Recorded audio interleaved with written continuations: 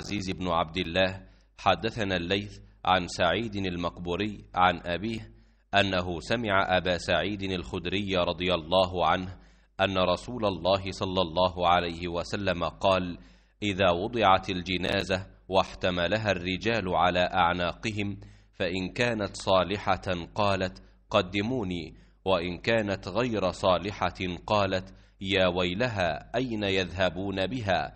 يسمع صوتها كل شيء إلا الإنسان ولو سمعه صعق. सईद मकबरी ने बयान किया उनसे उनके बाप केसान ने कि उन्होंने अबू सईद खदरी रदी अल्लाह अन्हु से सुना कि रसूल अल्लाह सल्लल्लाहु अलैहि वसल्लम ने फरमाया कि जब मैयत चारपाई पर रखी जाती है और मर्द उसे कांधों पर उठाते हैं तो अगर वो नेक हो तो कहता है कि मुझे आगे ले चलो, लेकिन अगर नेक नहीं होता तो कहता है हाय बर्बादी, मुझे कहाँ ले जा रहे हो। इस आवाज़ को इंसान के सिवा तमाम मखलूक खुदा सुनती है। अगर इंसान कहीं सुन पाए तो बेहोश हो जाए।